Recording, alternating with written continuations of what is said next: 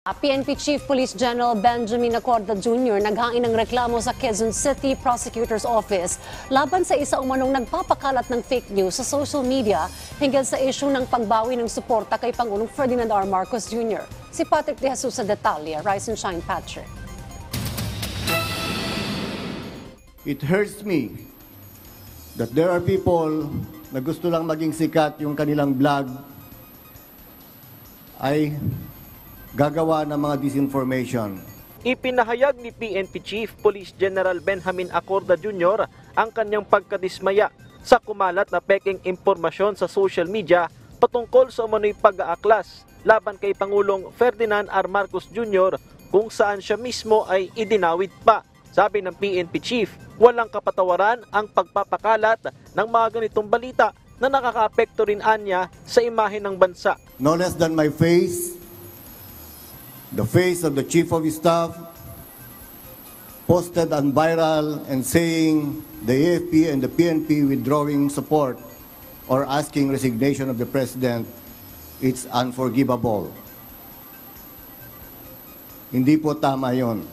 We tried to promote investment and tourism, pero dahil lang sa mga to, sa pansarili, nag-create ng hindi magandang imahe sa ating bayan. We don't tolerate these things.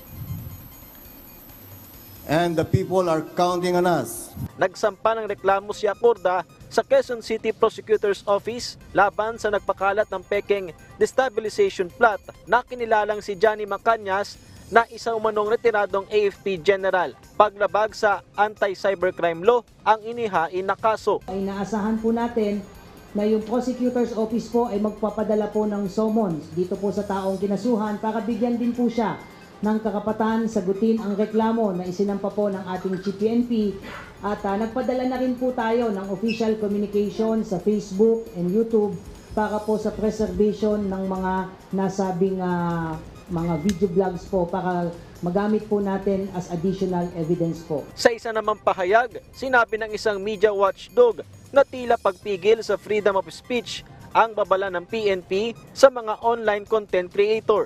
Gate naman ng PNP, ang naging aksyon ay pagpapaalala lamang na dapat ay maging responsable. Nire-respeto po natin ang karapatan ng lahat ng individual na magpahayag ng kanilang saloobin laban o pabor man, kanino man o kaninong grupo, maging sa ating gobyerno. Subalit, ang pag-exercise po ng ating karapatan must be within the bounds of law. Sabi ng PNP, pag-uumpisa lamang ito ng kanilang legal na hakbang kung saan hinikayat din nila ang iba pang biktima ng disinformation na lumapit sa kanila. Patrick De Jesus para sa Morning Show ng Bayan, Rise and Shine, Pilipinas.